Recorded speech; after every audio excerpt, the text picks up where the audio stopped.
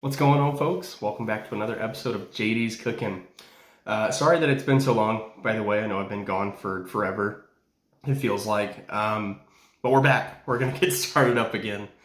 Sorry it's been so long, but thank you so much for being so patient with me throughout this whole process. A little life update. I moved recently. I know I had started a new job, what feels like a video or two ago.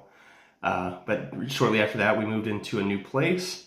We're just getting settled in now. Work schedules are back to normal, and we are excited to get started again doing this. To kick things off, getting started back into the groove, we're going to be making a family favorite and something that's really easy to make at home as well. We're going to be doing stuffed salmon. Let's get started. We're going to be starting off with a whole side of salmon for this one. Whole side of salmon just makes it to where you can have as much or as little as you want now and save some for later. This did come with some pin bones in it, so take a couple minutes to feel around the salmon to make sure you get those all out. Trust me, you don't want to bite into one of those later on. Once you get all of those removed, go ahead and take a very sharp knife and trim your salmon.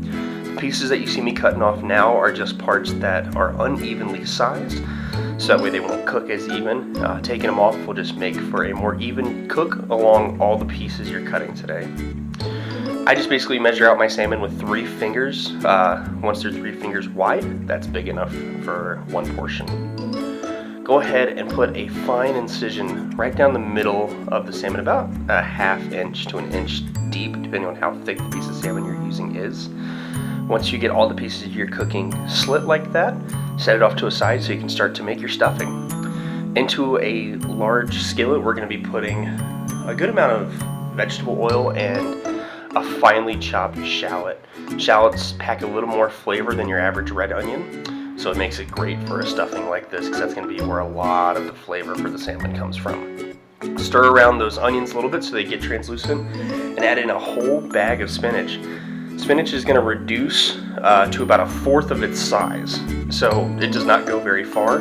Go ahead and start to wilt it. About halfway through that process, take your lid off and stir it around, just so you don't burn those onions that have been sitting underneath. Nothing tastes worse than burnt onions in something like this. The rest of the dip goes as follows: a whole block of cream cheese in a bowl, some lump crab meat, and then, well, the spinach and onion that is going to be going right into it as well. I tried to use my rubber spatula to mix this at first. Did not do very well, so I went ahead and switched over to a mixer. It makes life a lot easier. Now, by the way, use a bigger bowl than me. I wasn't thinking too well at this point. I'm not sure why.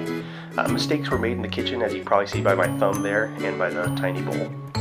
Anyways, go ahead and get an aluminum foil lined baking sheet.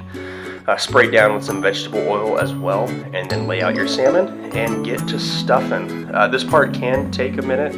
I just take the same rubber spatula I was using earlier, cleaned it off, and started lining it in the salmon here. I like to put a little bit extra on the top, just so that way it kind of bakes over it.